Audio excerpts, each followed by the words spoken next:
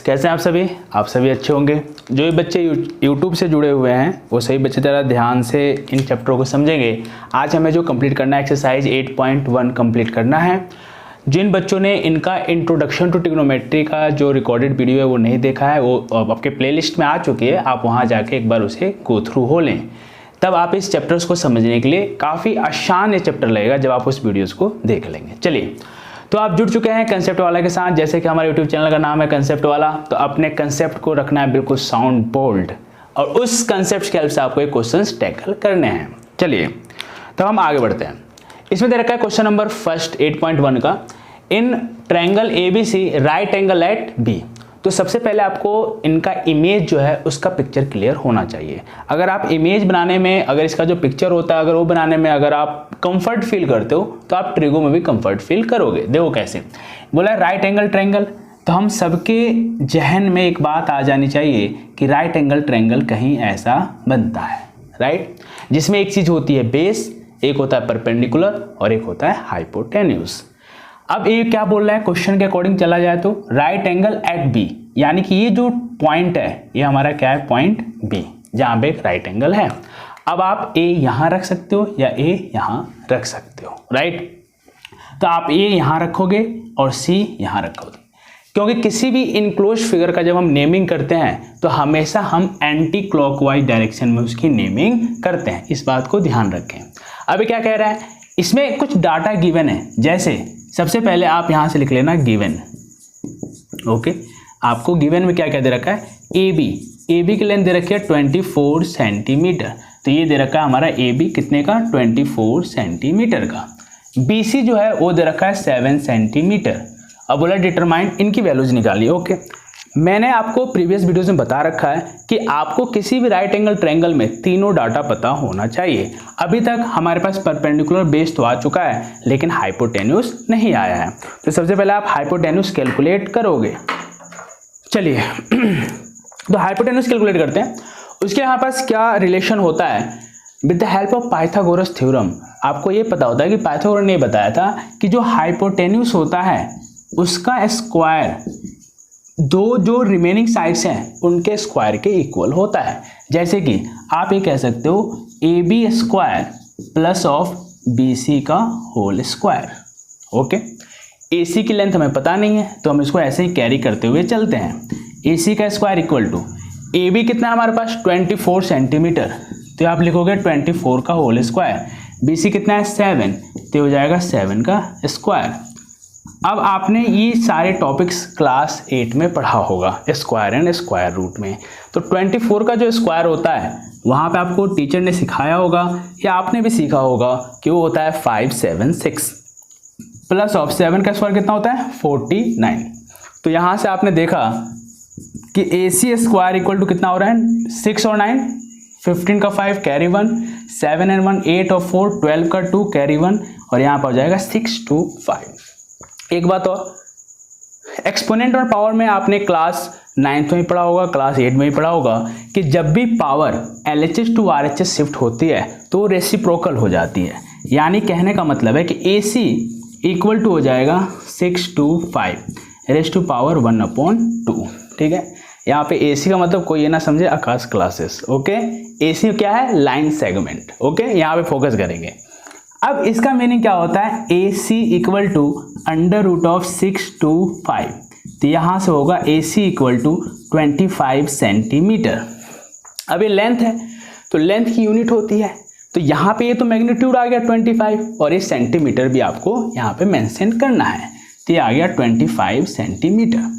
लेकिन अब आपने तीन चीज़ें तो कैलकुलेट कर दी, लेकिन अभी भी इनके डाटास हम इनके हेल्प से कैसे निकालेंगे, साइन ए कैसे निकालना है, कॉस ए कैसे कैलकुलेट करना है, साइन सी कैसे कैलकुलेट करना है, कॉस सी कैसे कैलकुलेट करना है, ये काफ़ी आसान होता है।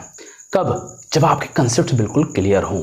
मैंने पहले ही बताया था कि हाइपोटेन्यूज तो डिफाइन हो जाती है कि जो जहाँ 90 डिग्री है उसका अपोजिट वाला साइड हमेशा क्या कहलाता है, हाइपोटेन्यूज। लेकिन जो हमारे एंगल होते हैं वो चेंज हो सकते हैं। जैसे यहाँ पे आपको वैल्यू निकालनी है साइन ए और कॉस ए, साइन ए और कॉस ए, यानी कि मतलब जो एंगल है, जो थीटा है, वो कहाँ प्लेस हो रहा है, यहाँ पे प्लेस हो रहा है। यहाँ पे क्या प्लेस हो रहा है, साइन थीटा। तो यहाँ पे आपने क्या लिख दिया इसको थीटा। तो मैंने बताया था कि थीटा जो होती है वो हमेशा पर बेस और हाइपोटेन्यूस के बीच में लाई करती है, और इसका जो अपोजिट वाला साइड होगा वो क्या होगा, परपेंडिकुलर होगा अकॉर्डिंग टू एंगल ए। अगर एंगल ए पे आता है तो ये बेस होगा, A B is the base, A C is the hypotenuse and B C is the perpendicular.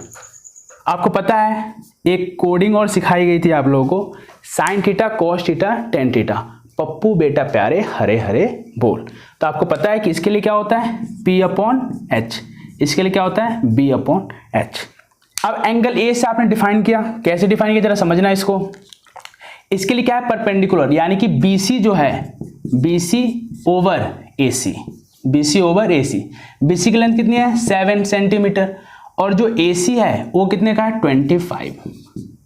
उसके बाद क्या है cos P, cos A क्या है B ओवर H, बेस कितना है 24, यानी कि आप ये लिख सकते हो पहले AB ओवर ऑफ AC, और AB की लेंथ कितनी है 24 और ये कितना है 25, AC कितना है 25। ओके तो देखो बच्चों यहां तक तो आ गया हमारे पास ये डाटा। अब क्या है देखिए यहाँ पे जो सेकंड पार्ट है वो कह रहा है sign C and cos A, यानी कि आपने फर्स्ट पार्ट तो कैलकुलेट कर लिया, सेकंड पार्ट कैसे कैलकुलेट करना है इसके लिए जरा समझेंगे। इस बार ये कह रहा है साइन सी और कॉस सी की वैल्यू बताइए, साइन सी एंड कॉस सी। इसका मतलब कि ये जो थीटा है इस बार एंगल ए के पास ना होकर कहाँ पे होगा सी पर। ये जो हमारा राइट एंगल ट्रायंगल है जो कि प्री डिफाइंड है, इफ 24 7 और 25। अब ये जो थीटा है सी, जो थीटा होता है वो यहाँ पे आ रहा है, वो एंगल कहाँ पे आ रहा है यहाँ पे आ रहा है, तो इसके हेल्प से जो थीटा है वो तो यहाँ आ गया।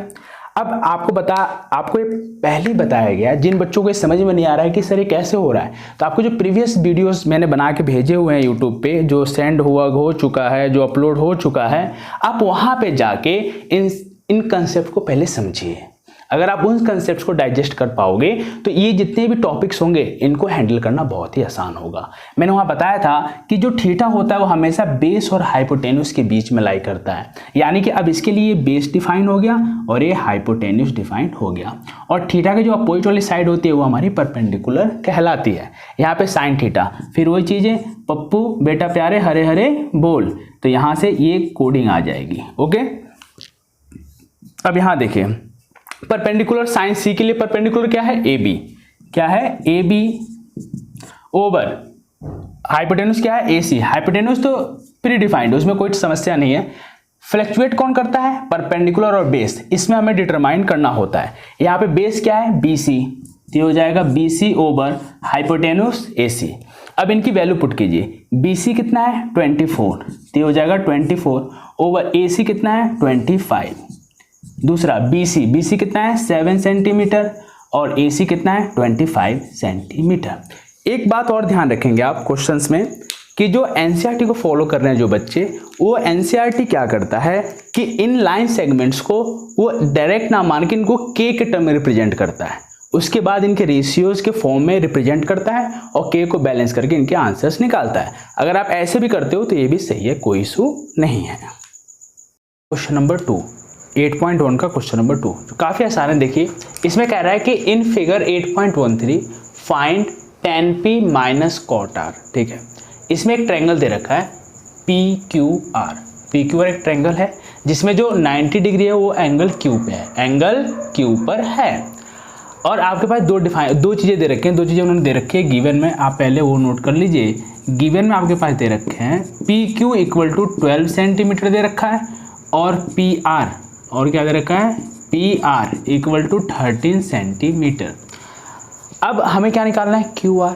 यहाँ पे 90 डिग्री है, इसका मतलब जो PR है PR क्या होगा हाइपोटेन्यूस होगा, PR क्या होगा हाइपोटेन्यूस। तो अब उसके हिसाब से हमें एक्ट करना है।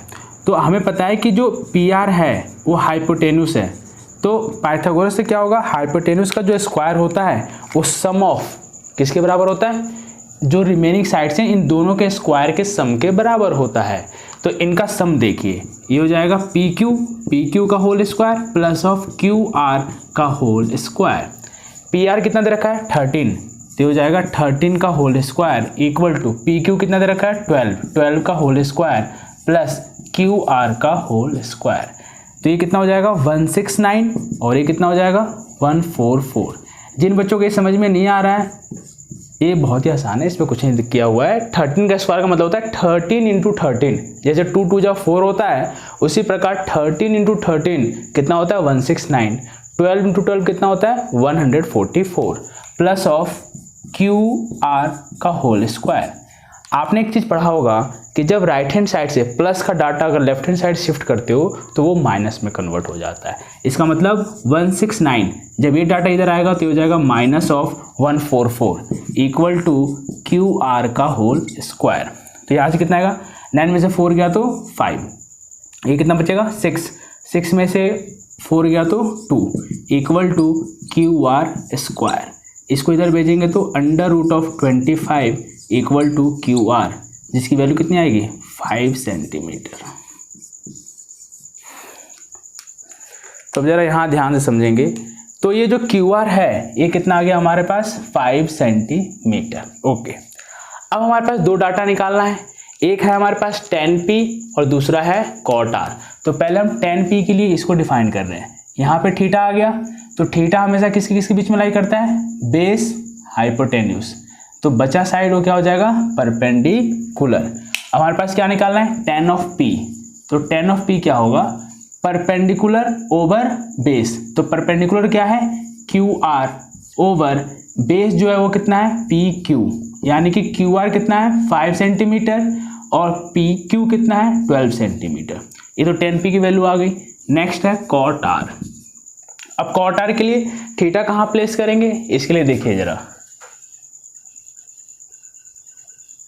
अब हमें cot R यानी कि थीटा जो है अभी यहाँ पे आ रहा है, ये थीटा आ गया, तो थीटा किसी के बीच में प्लेस होना है बेस और हाइपोटेन्यूज। जो बचा वाला साइड हो क्या हो गया परपेंडिकुलर। cot R जो होता है वो किसके इक्वल होता है, वो होता है हमारे पास, अगर tan थीटा क्या है P अपॉन B है, यानी कि परपेंडिकुलर ओवर बेस है, तो उसका रेसिप्रोकल बेस ओवर क्या होगा, तो बेस क्या है QR, तो हो जाएगा QR ओवर ये क्या हो जाएगा ओवर PR, यानी कि कितना हो जाएगा 5/12।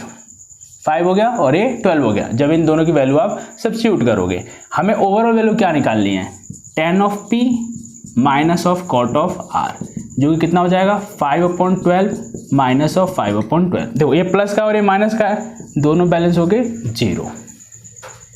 चलिए अब हमें क्वेश्चन नंबर 3 ऑपरेट करना है, राइट। क्वेश्चन नंबर 3 काफ़ी आसान है, कह रहा है कि अगर sin A 3/4 है, आपको cos A और tan A की वैल्यू निकालनी है। ओके, अब यार समझना, हमें पता है कि जो sin A है ये हमारे पास कितना दे रखा है 3/4, और हमें ये भी पता है कि जो sin थीटा होता है वो क्या होता है परपेंडिकुलर ओवर हाइपोटेन्यूज होता है, राइट।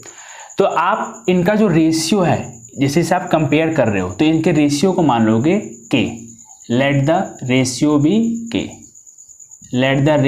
B k।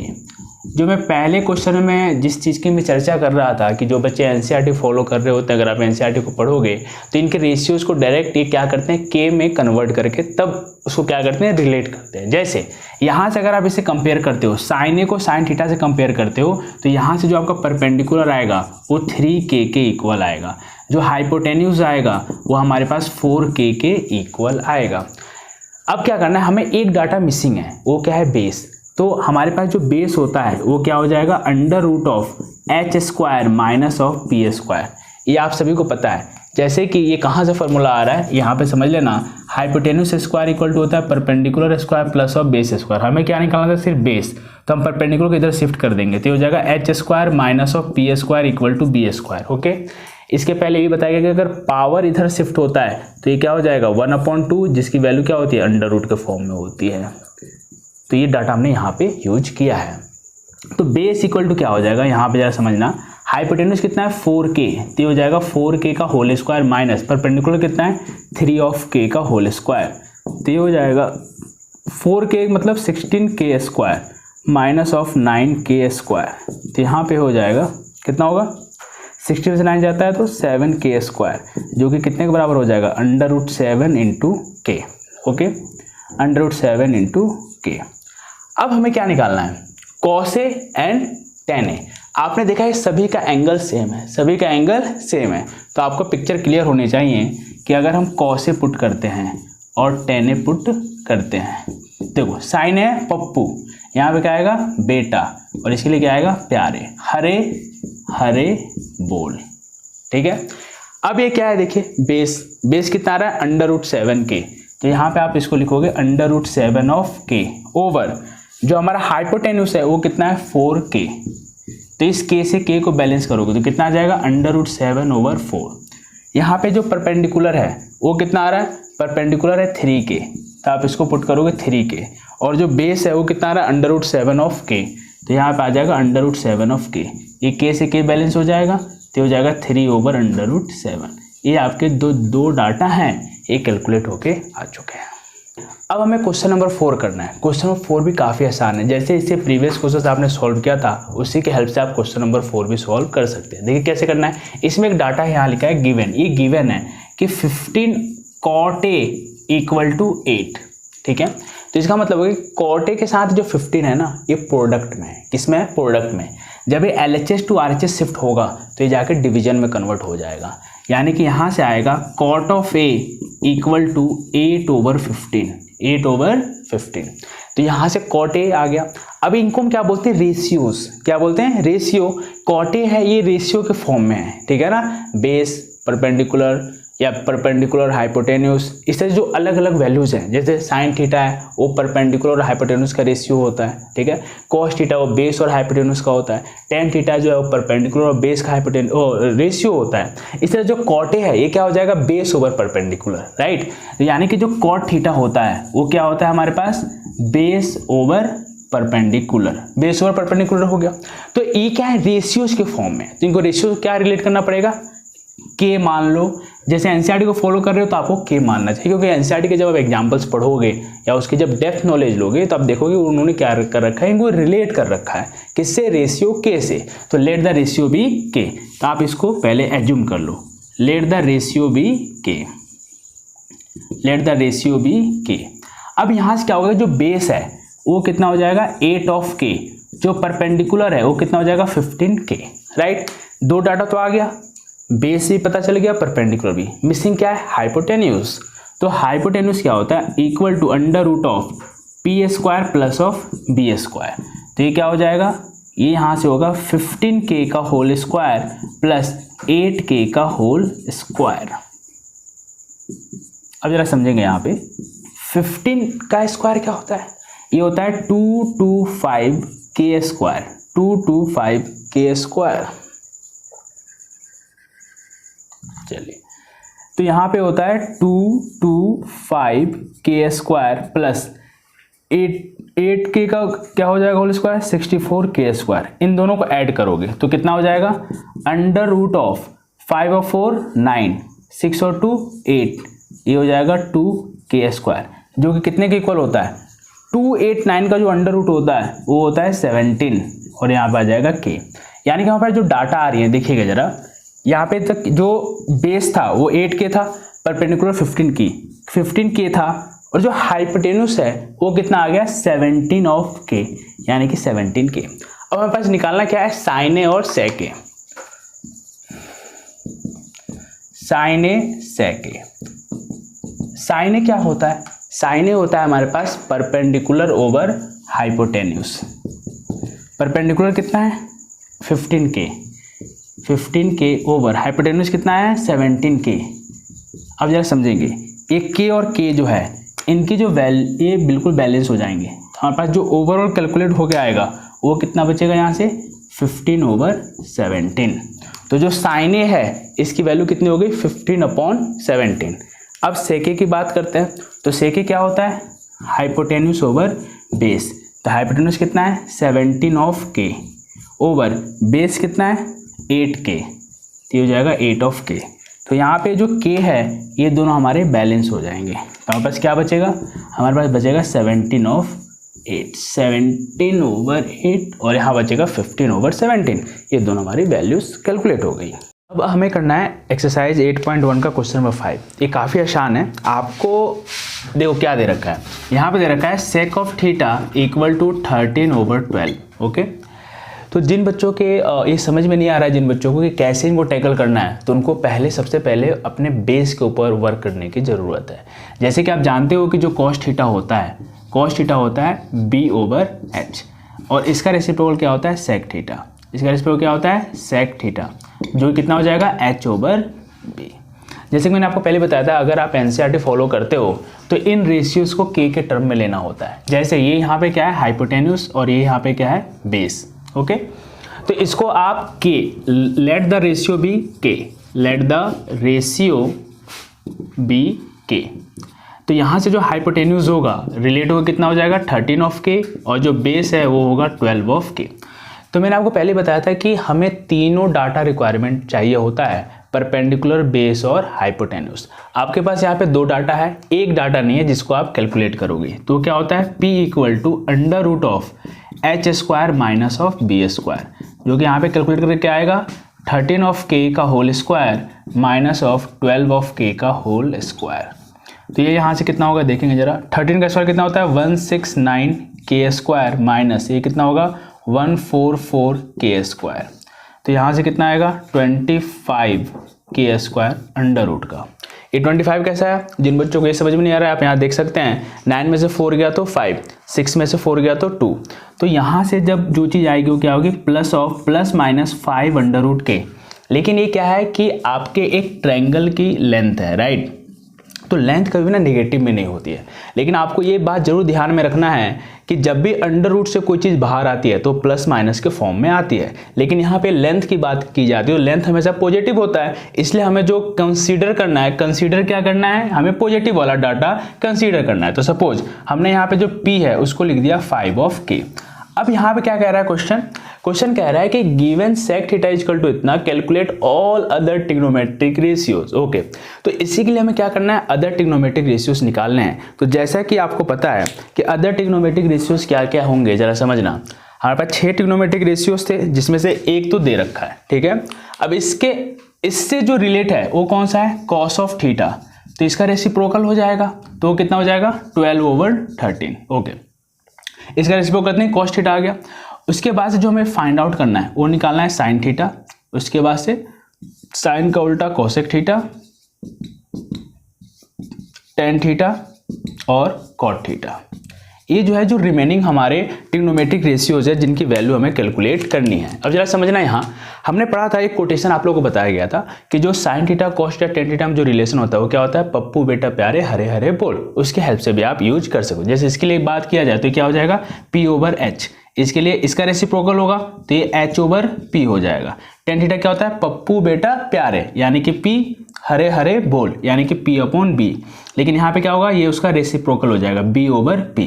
अब इनकी वैल्यूज यहाँ पे दे रखी हैं तीनों की, इसको सब्स्टिट्यूट कर दीजिए, आपका आंसर आ जाता है। जैसे P कितना है, 5 ऑफ के ओवर H की वैल्यू कितनी है, 13 ऑफ के। तो यहाँ पे क्या होता है, ये जो k है ये k से k बैलेंस हो गया, और जो आंसर आएगा वो कितना आएगा, 5/13। अब इसका रेसिप्रोकल है तो ये कितना हो जाएगा, 13/5। यहाँ पे परपेंडिकुलर कितना है, परपेंडिकुलर है 5 ऑफ के, तो यहाँ पे आएगा 5 ऑफ के। और यहाँ पे जो b है बेस वो कितना है, 12k।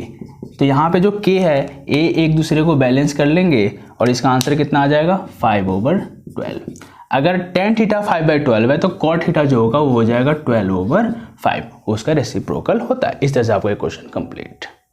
चलिए अब हमें क्वेश्चन नंबर 6 करना है, 8.1 का क्वेश्चन नंबर 6। ये काफ़ी आसान है, ठीक है ना, काफ़ी आसान है। जरा इसको समझते हैं, आपको इसके पॉइंट्स क्लियर होने चाहिए। जैसे क्या कह रहा है ये यहाँ पे क्या क्या कह रहा है, आप इसको अगर ध्यान से समझोगे तो आपके सारे जो डाउट्स होंगे वो क्लियर हो जाएंगे। पहला क्या कह रहा है, if angle A and angle B are acute angle. तो सबसे पहले तो आपको एक क्लियर होना चाहिए कि एक्यूट एंगल क्या होता है।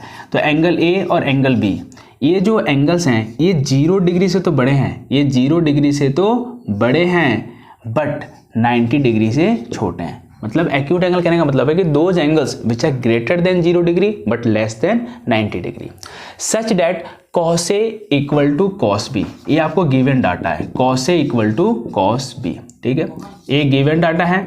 ओके, आपको शो करना है, टू शो। देखिए इसमें जो टू शो कह रहा है, हमें एंगल A एंगल B के इक्वल करना है, राइट। तो हमें इसको लिख सकते हो टू प्रूव, टू प्रूव भी लिख सकते हो कि हमें क्या प्रूव करना है कि एंगल ए जो है वो एंगल बी के इक्वल है। ये जो गिवन डाटा है ना, ये बहुत काम की चीज़ है। जो बच्चे इसे समझ जाएंगे वो क्वेश्चन को समझ जाएंगे। जैसा कि मैंने आपको इंट्रोडक्शन टू ट्रिग्नोमेट्री जब मैंने पढ़ाया था उस समय बताया था कि आपका जो दिमाग घुमाना है वो आपको राइट एंगल ट्रायंगल तक ही सीमित रखना है, क्लास 10th के एक्सपेक्ट में अगर देखा जाए तो एक राइट एंगल ट्रायंगल फॉर्म कर लो। चलिए यहाँ पे एक राइट एंगल ट्रायंगल फॉर्म हो गया, तो ऐसे इसको अच्छे से फॉर्म करना पड़ेगा। तो देखिए ये बिल्कुल स्ट्रेट होता है राइट, और ये भी बिल्कुल स्ट्रेट होता है। यहाँ जो एंगल फॉर्म हो रहा है वो 90 डिग्री का है, इसको पॉइंट टू पॉइंट मिट कर दीजिए, एक राइट एंगल ट्रायंगल बन गया। अब इसमें क्या कह रहा है कि जो राइट एंगल ट्रायंगल है इसमें कॉस ए और कॉस बी इक्वल है, यानी कि और ये दोनों क्या है, एक्यूट है। Angle A and angle B are acute. इसका मतलब कि यहाँ पे ना एंगल या ये जो वर्टेक्स है ये वर्टेक्स ए नहीं हो सकता और ना ही ये वर्टेक्स बी हो सकता है। तो मान लो कि एक ट्रायंगल हम क्या लेना पड़ेगा, अगर एंगल ए बी के रेस्पेक्ट में बात हो रही है तो हमें एक जो ट्रायंगल होगा वो ट्रायंगल ए बी सी के रेस्पेक्ट में बात करना पड़ेगा।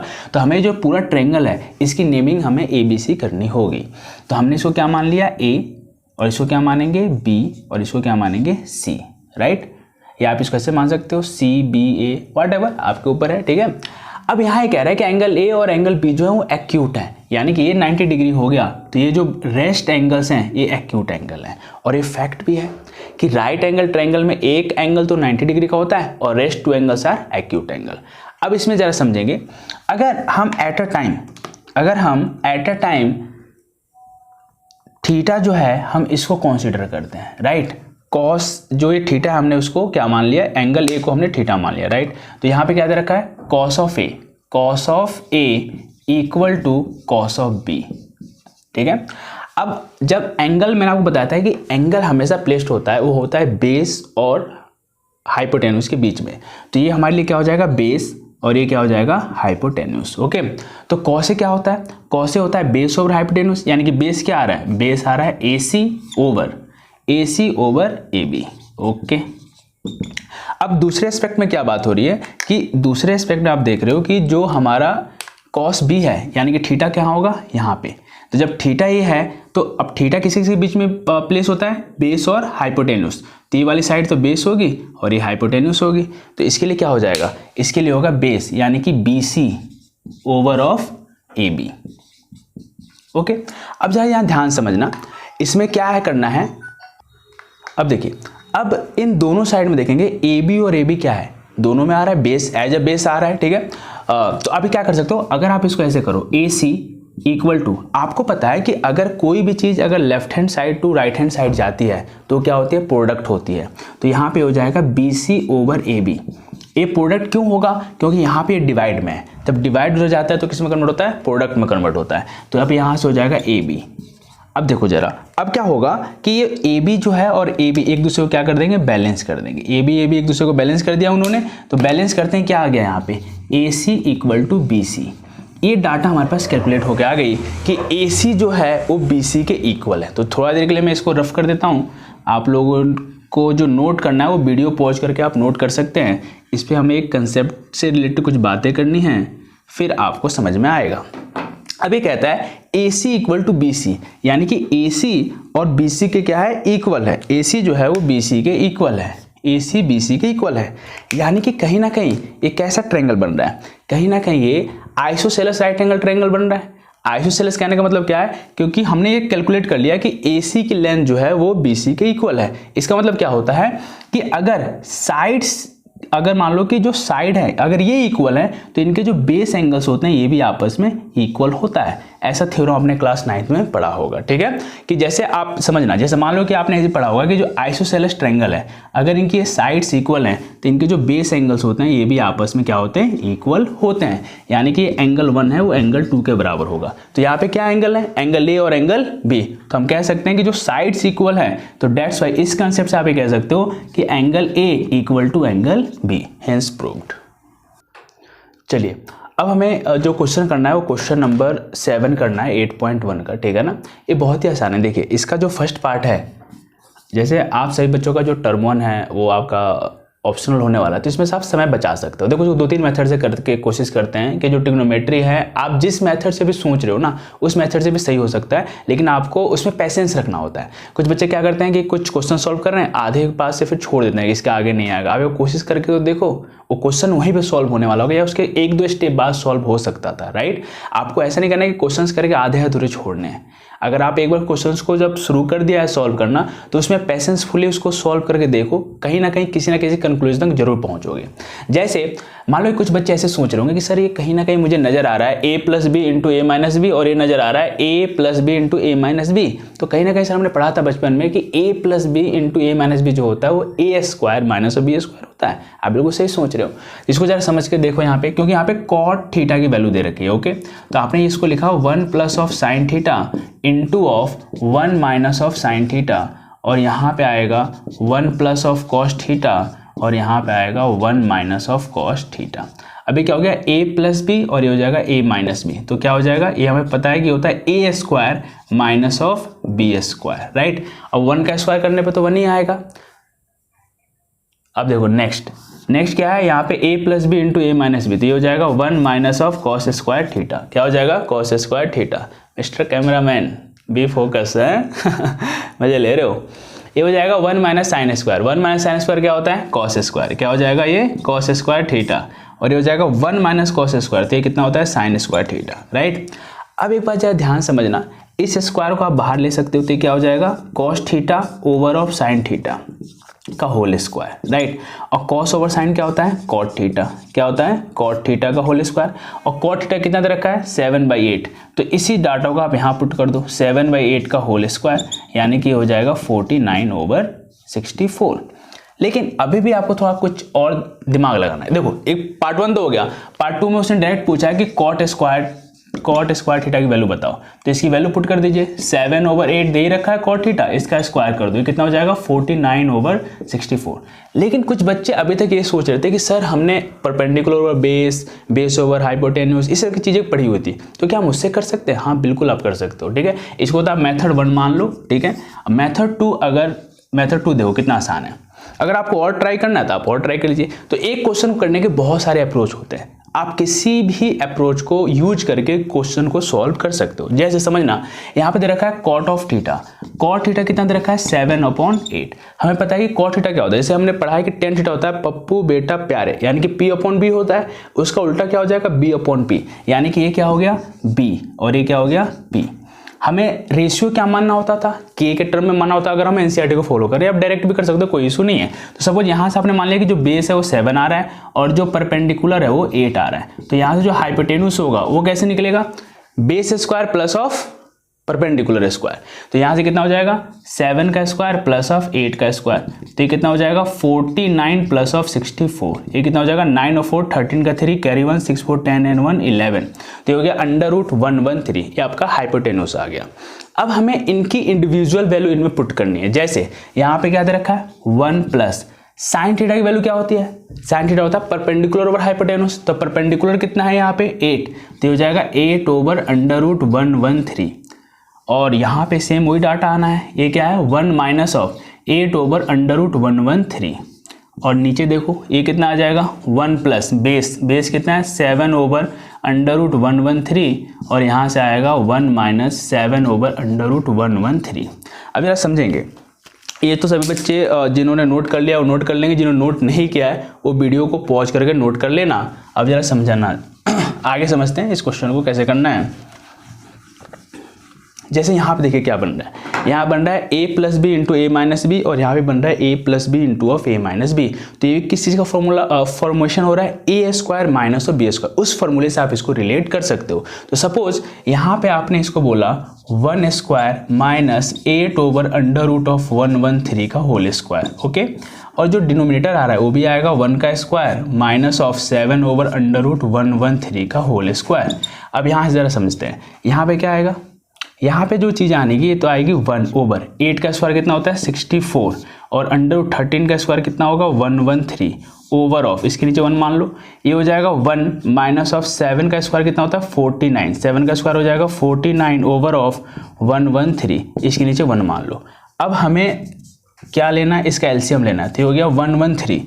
तो यहाँ से हो जाएगा 113 माइनस ऑफ 64 ओवर, ये हो जाएगा यहाँ पे 113 माइनस ऑफ 49 ओवर ऑफ 113। ठीक है, अब यहाँ देखिए ये 13 हो गया, 13 में से 4 तो जा नहीं सकता, 13 में से 4 जा सकता है, 3 में से 4 नहीं जा सकता, राइट। जिन बच्चों को ये भी कंफ्यूजन होता है कैसे सब्ट्रैक्ट करना है, यहाँ देख लो, ये हो गया 113, लेकिन 10th क्लास में हो तो ये डाउट तो नहीं होना चाहिए, लेकिन फिर भी मैं आपको बता दूं कि इसमें हम क्या करते हैं, कैरी करते हैं। अगर आपने इसको बोरो किया, कैरी किया, तो हो जाएगा 13 में से 4 जाएगा तो ये हो जाएगा 9, ये हो गया 10, क्योंकि इसने 1 अपनी एक 1 डोनेट कर दिया, अब खुद क्या हो गया 0 और दूसरे को 1 दे दिया, तो 3 को तो उसने 13 बना दिया। क्यों बना दिया, क्योंकि 10th प्लेस पे था, तो जब ये 1 दे रहा है तो 10 को दे रहा है, राइट। तो 10 + 3 13 हो गया, उसकी वैल्यू बढ़ गई और खुद की वैल्यू घट गई, तो ये हो गया 10 में से आपका 6 जाएगा तो कितना बचेगा 4, यानी कि अगर आप इसको सब्ट्रैक्ट करते हो तो ये कितना आता है 49 ओवर 113। उसी प्रकार जब आप इसको 49 माइनस करोगे, 113 में से 49 माइनस करते हो, अब ये 9 बड़ा है तो ये इससे कैरी करेगा तो 13 हो जाएगा खुद, और ये अपनी डिग्निटी को खो देगा, खुद 0 हो जाएगा, राइट। तो 13 में से अगर 9 जाता है तो कितना बचता है 4, राइट। यहाँ बचा 10 में से 4 गया तो 6, तो यहाँ पे कितना आएगा 64 ओवर ऑफ 113। देखो अब क्वेश्चन काफी बड़ा हो गया, राइट, लेकिन अगर शॉर्ट में करना चाहो तो आप कर सकते थे, लेकिन ये भी समझना आपका फर्ज है और आपको समझाना मेरा फर्ज है। अब यहाँ पे क्या है, ये जो है एक मिक्स्ड फ्रैक्शन के फॉर्म में आ गया, जो कि न्यूमरेटर भी अगर फ्रैक्शन में और डिनोमिनेटर भी फ्रैक्शन हो, तो ऐसे फ्रैक्शंस को हम क्या बोलते हैं, इसको हम बोलते हैं कॉम्प्लेक्स फ्रैक्शन। मिक्स्ड फ्रैक्शन तो नहीं कहेंगे, कॉम्प्लेक्स फ्रैक्शन कहेंगे, ध्यान से समझेंगे। तो अब क्या होता है कि टॉप को प्रोडक्ट करना पड़ता है, और जो सेकंड और ये है इनको एक साथ प्रोडक्ट करना पड़ता है। तो 49 × 13, 49 × 13, और ये कितना हो गया 113 × 64, 49 × 113 है, ना कि 13 है। आप ध्यान देंगे जरा, अब देखो यहाँ पे 113 और 113 दोनों की शक्ल सूरत मिल रही है, तो दोनों निपट जाएंगे, इन दोनों को निपटा दिया गया। तो बचा क्या, ये निपटा किससे, 1 के टेबल से। हाँ, 1 का टेबल अगर आप 113 टाइम्स पढ़ते हो तो 113 आएगा, राइट। तो यहाँ बचेगा 49 1 जा 49 और 64 1 जा 64, ये आपका आंसर। पहले भी अभी इतना ही आंसर आ रहा है। चलिए बच्चों, अब हम आ चुके हैं क्वेश्चन नंबर 8 पर, एक्सरसाइज 8.1 का। ये काफ़ी आसान है। देखिए, हमें इसमें ये बताना है कि check whether 1 - tan² over 1 + tan² equal to cos² minus of sin²। ये दोनों आपस में इक्वल है या नहीं है।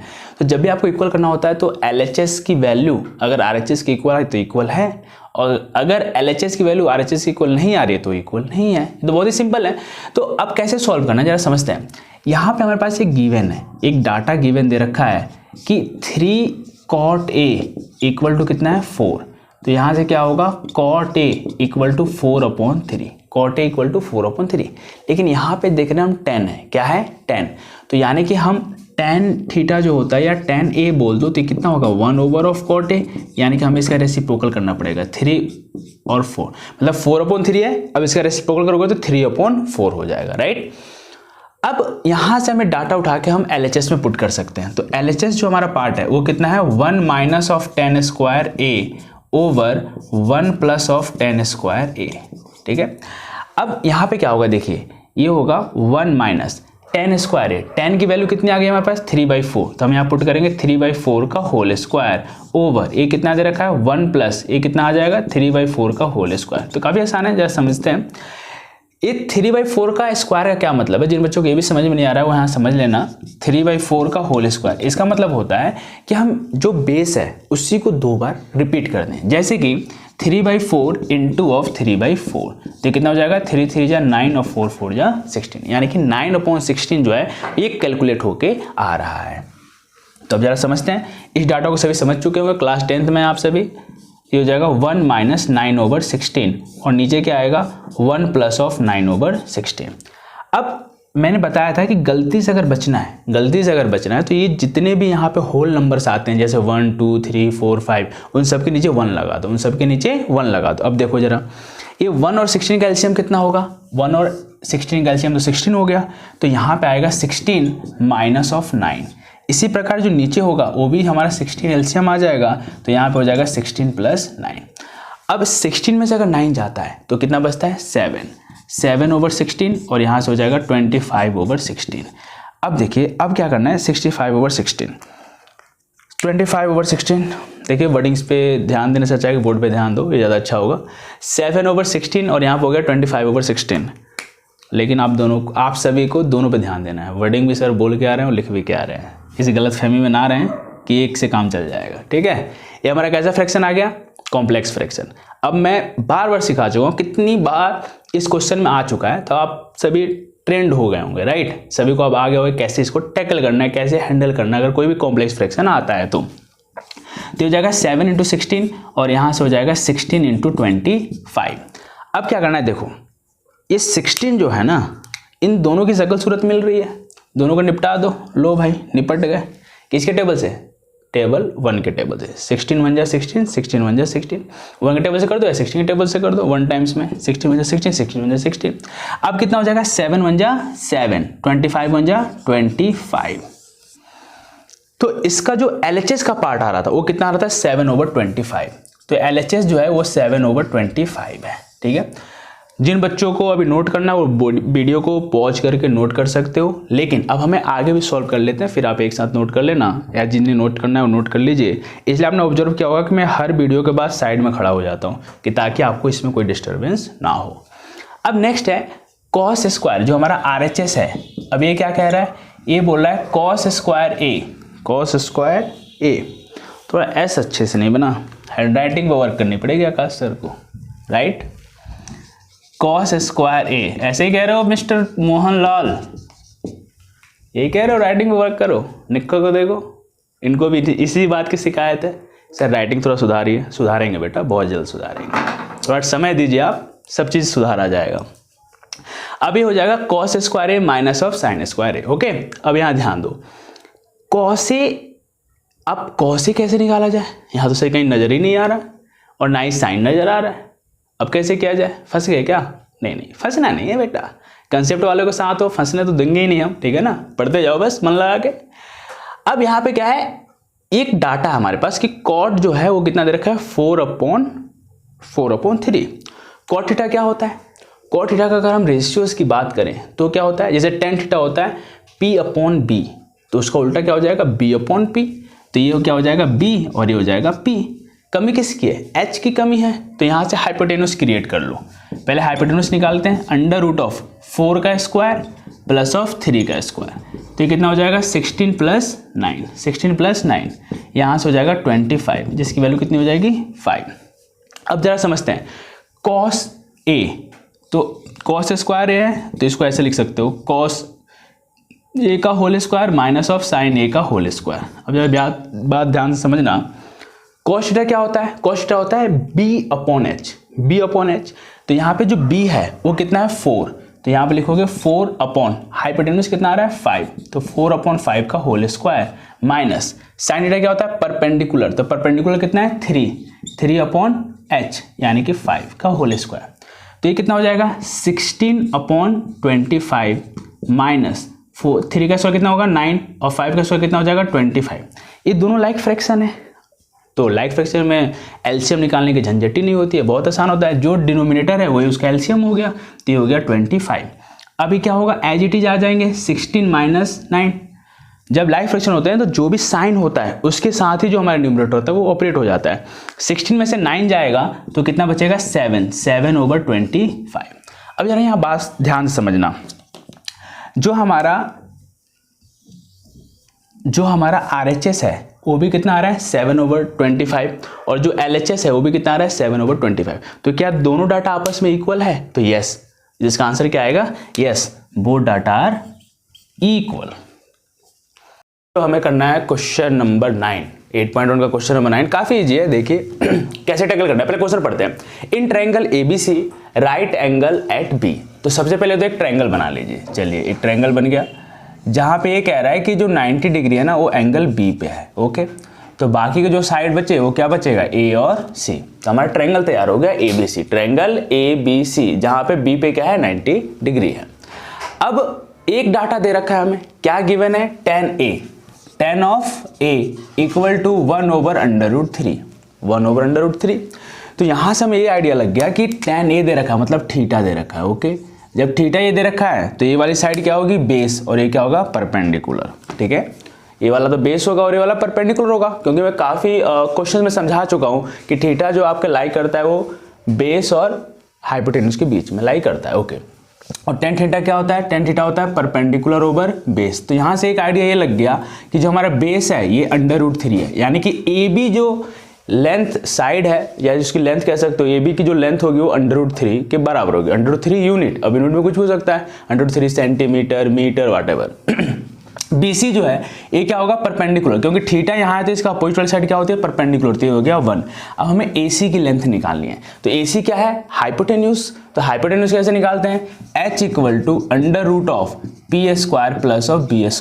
तो ये यहाँ से कितना आएगा, देखिए परपेंडिकुलर कितना है 1, 1 का स्क्वायर कितना होता है 1, प्लस यहाँ से हो जाएगा √3 का होल स्क्वायर, यानी कि हो जाएगा 1 + 3 यानी कि √4, जिसकी वैल्यू आ जाएगी 2। ये 2 यूनिट आ गया। अब इनका डाटा कैसे सब्स्टिट्यूट करना है, कैसे कैलकुलेट करना है, ये समझते हैं। यहाँ पे देखिए, यहाँ पे फ्लक्चुएट करेगा परपेंडिकुलर और बेस, क्योंकि जैसे जैसे आप एंगल, जैसे जैसे थीटा चेंज करोगे उसके हिसाब से बेस और परपेंडिकुलर है वो भी आपका चेंज होता रहेगा। तो पहले क्वेश्चन को ऑपरेट करते हैं।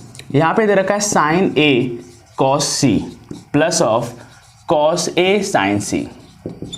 अब देखिए यहाँ पे क्या है, sin A, तो sin A है, तो sin A क्या होता है, पप्पू बेटा प्यारे हरे हरे बोल से देख सकते हो, तो ये होता है P/H। तो ये हो जाएगा P/H, यानी कि इसके लिए अगर एंगल A है तो P तो यही होगा, ठीक है ना, परपेंडिकुलर, तो ये हो जाएगा 1/2। ओके, अब हम बात करते हैं cos C। अभी वाली थीटा आ गई, cos C, तो थीटा यहाँ पे आ गया, तो इसका मतलब अब ये बेस हो जाएगा और ये परपेंडिकुलर। और cos C क्या होता है, वो होता है आपका पप्पू बेटा, यानी कि B/H, B/H। तो B कितना हो गया 1 और H क्या हो गया 2, तो ये कितना हो जाएगा 1/2 plus of cos of A। cos of क्या होता है B/H, तो यानी कि B बेस कितना है √3, तो हो जाएगा √3 ओवर हाइपोटेन्यूज 2। यहाँ पे sin C, अब sin C क्या होता है परपेंडिकुलर, तो परपेंडिकुलर यहाँ से कितना है √3 और हाइपोटेन्यूज कितना है 2।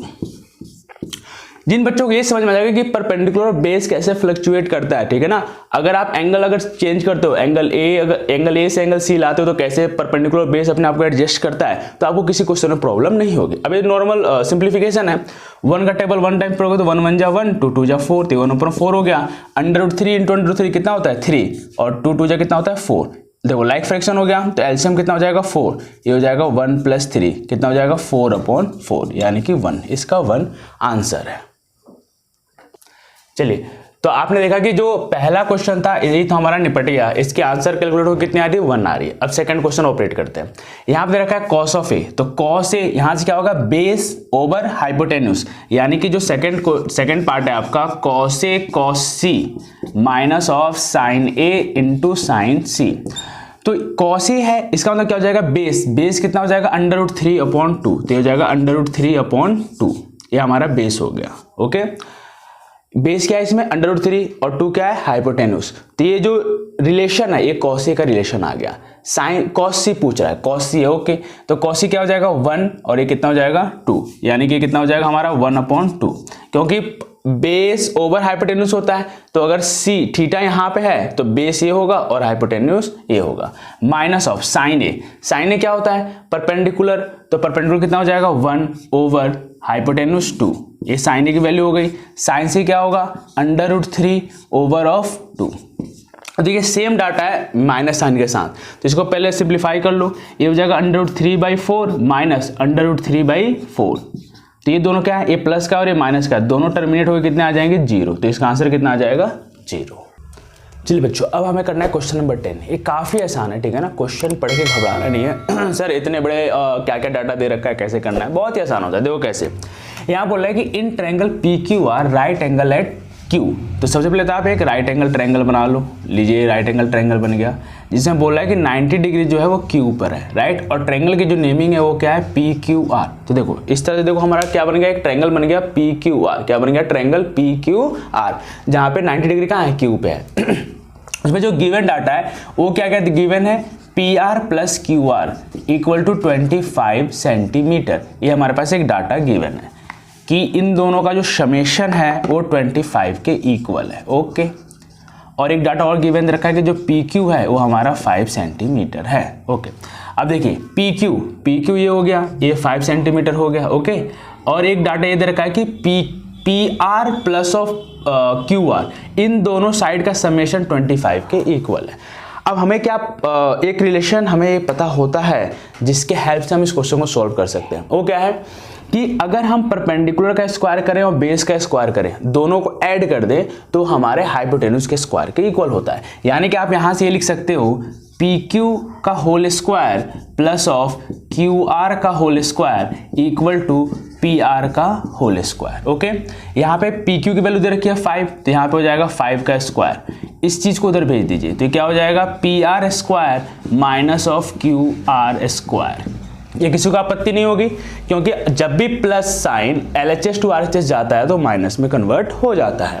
अब यहाँ से क्या है 5 का स्क्वायर कितना हो जाएगा 25। यहाँ पे क्या हो रहा है ए स्क्वायर माइनस बी स्क्वायर, यानी कि P R minus of Q R, और यहाँ पे अगर आप इसको स्प्लिट करते हो तो हो जाएगा P R plus of Q are, okay.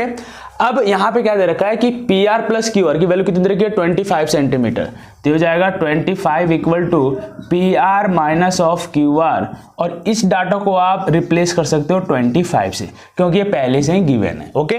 अब यहाँ पे प्रोडक्ट में अगर आप इसको इधर भेजोगे तो ये डिवाइड में आ जाएगा, ओके। तो यहाँ पे हो जाएगा 25/25 equal to P R minus of Q R, तो यहां से दोनों बैलेंस होगा कितना हो जाएगा 1 equal to P R minus of Q R. ये आपका इक्वेशन सेकेंड। लेकिन अब क्या हुआ कि दो डाटा आया, पहला ये हमारा इक्वेशन फर्स्ट मान लो, इसको इक्वेशन सेकंड मान लो, दोनों को इक्वेट करके देखते हैं। तो हो जाएगा P R plus of Q R equal to 25, और यहां से ये हो जाएगा P R minus of Q R equal to 1। दोनों इक्वेशन को ऐड करते हो, equation 1 plus of equation second, तो क्या होगा देखो ये प्लस माइनस है तो ये दोनों क्या हो जाएंगे बैलेंस हो जाएंगे। ये दोनों आपने बैलेंस कर लिया तो यहाँ पे P R plus P R कितना हो गया 2 पी आर इक्वल टू 26, तो यहां से हो जाएगा पी आर इक्वल टू 26/2 जो कि कितने के बराबर होता है 13 के बराबर होता है, तो पी आर तो हो गया 13। अब यहाँ पे देखिए पी आर की वैल्यू कितनी आ गई 13 सेंटीमीटर, तो ये हमारा कैलकुलेट हो गया 13 सेंटीमीटर, ओके। अब क्यू आर की वैल्यू निकालनी है, तो क्यू आर की वैल्यू निकालने के लिए किसी भी इक्वेशन में आप इसको सब्स्टिट्यूट करिए। जैसे मान लो कि हमने इक्वेशन फर्स्ट में पुट किया तो ये क्या हो जाएगा पी आर, यहाँ पे क्या दे रखा है पी आर की वैल्यू कितनी है 13 plus of Q R equal to 25, तो ये हो जाएगा Q R equal to 25 minus of 13, तो यहाँ से हो जाएगा क्यू आर इक्वल टू 12, यानी कि जो क्यू आर है ये कितना आ गया 12 सेंटीमीटर, ठीक है। अब क्या करना है आपको, अभी ये क्वेश्चन तो हुए नहीं है क्योंकि अभी तो हमने सिर्फ डाटा निकाला है जो हमें चाहिए था, परपेंडिकुलर, बेस और हाइपोटेन्यूज, ये तीन चीजें तो कैलकुलेट हो गई। अब हमें इनकी वैल्यूज निकालनी है, तो सबसे पहले आप डिफाइन करो कि एंगल कहाँ है। इसमें देखो सब में एंगल क्या है पी, यानी कि जो थीटा रिप्लेस हो रहा है वो कहाँ पे हो रहा है, यहाँ पे थीटा आ रहा है, थीटा पी पे आ रहा है, ठीक है एंगल। अब इन सबको रफ कर दो आप, इन सबको रफ करने से थोड़ा सा बोर्ड पे स्पेस हो जाएगा, ठीक है ना। रफ करने का मतलब है कि आप अपने कॉपी में नोट कर लें और आगे क्वेश्चंस कैसे करना है उस पर ध्यान दें। चलिए अब हमारे पास ये तीन डाटा आ गया, ठीक है। अब हमें निकालना है साइन पी, ओके, दूसरा वैल्यू निकालना है कॉस पी, और तीसरा वैल्यू निकालना है टेन पी। तो बहुत ही आसान है। ये क्या हो गया, एक कोटेशन बताया था पप्पू बेटा प्यारे हरे हरे बोल, ठीक है, उसके हेल्प से आ जाएगा। यानी कि ये क्या है पप्पू, ये है बेटा, ये है प्यारे हरे हरे बोल, ठीक है। अब यहाँ ये डिसाइड कर ले जाए कि परपेंडिकुलर क्या है, बेस क्या है, हाइपोटेन्यूज क्या है, तो आसानी से आ जाएगा। अब यहाँ पे थीटा है तो ये डाटा जो है ये क्या होगा हमारे पास, अगर ये थीटा है तो ये हमारा बेस होगा, यानी कि बी क्या हो गया बेस। ये तो हाइपोटेन्यूज परम सत्य है क्योंकि यहाँ पे 90 डिग्री है और उसके अपोजिट साइड हमेशा क्या होता है हाइपोटेन्यूज कहलाता है, और ये क्या हो जाएगा परपेंडिकुलर। अब इनकी वैल्यू इसमें पुट करनी है और कुछ नहीं। परपेंडिकुलर कितना है 12/13, ये कितना है 5/13, परपेंडिकुलर कितना है 12 और बेस कितना है 5। ये आपका आंसर नोट कर लीजिए। चलिए अब हमारा ये लास्ट क्वेश्चन है इस एक्सरसाइज का, और काफ़ी आसान है एक्सरसाइज, ठीक है, और ये क्वेश्चन भी काफ़ी आसान है। कुछ क्वेश्चंस हैं जिसको मैं आपको बता रहा हूँ, ठीक है ना, पहले तो सारे क्वेश्चंस करा देता हूँ, लेकिन कुछ क्वेश्चंस के जस्टिफिकेशन आपको खुद देने, खुद सोचना है, क्योंकि जब आपका ये पूरा कंसेप्ट अगर क्लियर है तो आप इन क्वेश्चंस को आसानी से टैकल कर सकते हो। अगर नहीं सोच पा रहे उसका मतलब अभी भी कंसेप्ट में कहीं ना कहीं कमी है, राइट। फिर उसके ऊपर वर्क करने की जरूरत है। जैसे देखिए पहला क्या कह रहा है, statement the following are true और फॉल्स। आपको पहले तो ये बताना है कि ट्रू है या फॉल्स है। जो स्टेटमेंट दिया गया है जस्टिफाई योर आंसर। इसमें बोला कि the value of 10a is always less than 1। क्या ये हमेशा लेस देन 1 होता है? तो ये फॉल्स है। ये क्या है? फॉल्स। अब जस्टिफिकेशन आप खुद सोचेंगे। आपको एंगल बता दिया गया है कि 0 से लेकर 90 तक कैसे कैसे एंगल्स निकालते हैं, कैलकुलेट करते हैं, या सोचिए उस पर, ठीक है ना, आपको पता चलेगा। दूसरा है sec a equal to 12/5 for some value of a। ये पॉसिबल है? हाँ बिल्कुल पॉसिबल हो सकता है। क्यों? क्योंकि जो sec a होता है वो क्या होता है, ये हमारा होता है हाइपोटेन्यूस ओवर बेस। तो हाइपोटेन्यूस बड़ा हो सकता है, बेस छोटा हो सकता है, इसमें कोई दिक्कत नहीं है। तो ये स्टेटमेंट ट्रू है, ठीक है। अब खुद सोचेंगे ऐसा क्यों होता है, ठीक है ना। आपके पास कंसेप्ट है आपका। Cos is the abbreviation. Abbreviation मतलब क्या होता है? शॉर्ट फॉर्म, कोसेकेंड का नहीं। ये कॉसेक क्या लिखा हुआ है? कॉसेक का शॉर्ट फॉर्म होता है, लेकिन यहाँ कॉस लिखा हुआ है, तो ये फॉल्स है। ये जो दे रखा है ये फॉल्स है, ठीक है ना। बस इस टर्म का मतलब समझ जाना, ये जो वर्ड लिखा हुआ है इसका मतलब होता है शॉर्ट फॉर्म। तो ये शॉर्ट फॉर्म कॉस का नहीं होता है, राइट। ये जो वर्ड लिखा हुआ है ना, इसका शॉर्ट फॉर्म ये नहीं है, इसलिए ये फॉल्स है। नेक्स्ट है cot A is the product of cot and A. ये भी फॉल्स है। ये भी क्या है? फॉल्स है। किस तरह से? क्योंकि ये एक एंगल है, cot A is the whole angle. अगर सिर्फ तुम इन दोनों को अलग करते हो तो दोनों मीनिंगलेस है, राइट। एक कॉट, सिर्फ कॉट का कोई मीनिंग नहीं होता है, लेकिन ये दोनों जब कंबाइन होते हैं, ठीक है ना, ये एंगल को शो करता है, इसलिए ये दोनों अलग नहीं है। ये भी मीनिंगलेस है और ये भी मीनिंगलेस है, दोनों एक साथ कंबाइन हो गए हमारे क्या होगा, एक एंगल को फॉर्म करेंगे। तो ये फॉल्स दे रखा है। ये कभी ऐसा मत सोचो कि प्रोडक्ट में दे रखा है, राइट। ये एक पूरा एक सिंगल टर्म है, ये जो कॉट ए है एक सिंगल टर्म है, दोनों अलग अलग नहीं है, इसलिए फॉल्स होगा। फिर बोला कि sine A equal to 4/3 for some value of an angle theta. ये भी फॉल्स है। कैसे फॉल्स है, जरा इस बात को ध्यान समझना।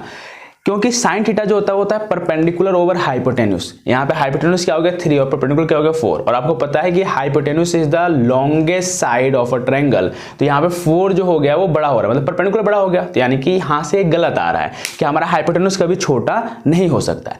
अब जब ये सारे क्वेश्चंस हो गए होंगे तो अब आपको क्या करना है, क्विक रिवीजन करना है, ठीक है। ट्रिग्नोमेट्री का एक क्विक रिवीजन करेंगे, और जहां भी आपको डाउट्स आ रहे हैं या कोई क्वेश्चन समझ में नहीं आ रहा है या किसी टॉपिक में आपको प्रॉब्लम हो रहा है, तो आप हमारे यूट्यूब चैनल कंसेप्ट वाला के साथ जुड़े रहिए, और वहां पे अपने कमेंट जो हैं या जो भी आपको इश्यूज हैं उसको कमेंट बॉक्स में जाके आप उसको ड्रॉप कर सकते हैं, कि ताकि मैं आपकी हेल्प कर सकूं। Thank you.